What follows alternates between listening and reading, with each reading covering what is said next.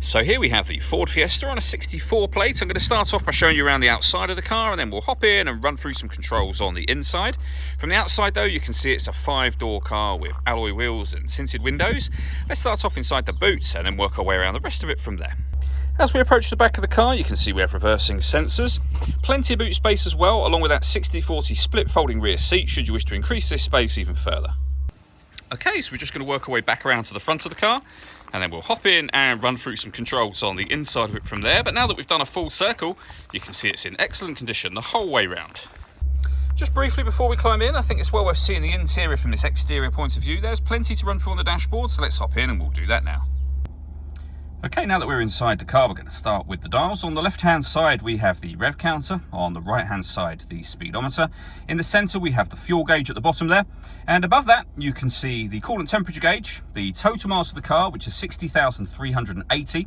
And then the gear the car is currently in above that. This is an automatic, and we are, of course, in park at the moment. You can change that information in the centre there for various bits of trip computer information by pressing the button on the end of the indicator stalk.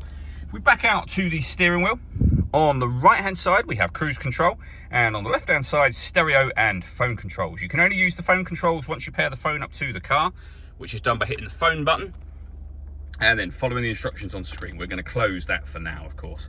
When it comes to your music, we have the radio. You can see there that we've got FM, DAB radio. We also have AM as well. If you want to listen to your own music, you can do so via the CD player, but there are a few other ways of doing it. So you can connect up your phone for Bluetooth audio, as you can see there.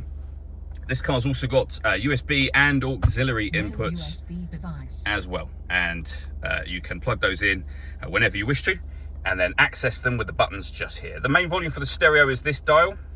We have deadlocks up here, so you can lock and unlock the car doors from the outside. And then beneath that, we have the climate control. So you can adjust the temperature, the fan speed up and down. You can determine where you'd like the air to be distributed.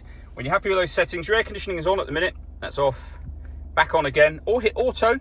The car will now maintain the temperature you've asked for by taking full control of the fan speed and the temperature. And you can override that whenever you wish to. We've got a heated rear screen and a proper heated front screen as well.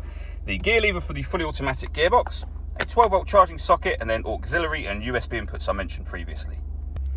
All that leaves me to say is thank you for taking the time to watch this video. If you'd like to come and see the car in person and have a test drive, please feel free to give us a call here at Surrey Specialist Cars. We'd love to hear from you soon.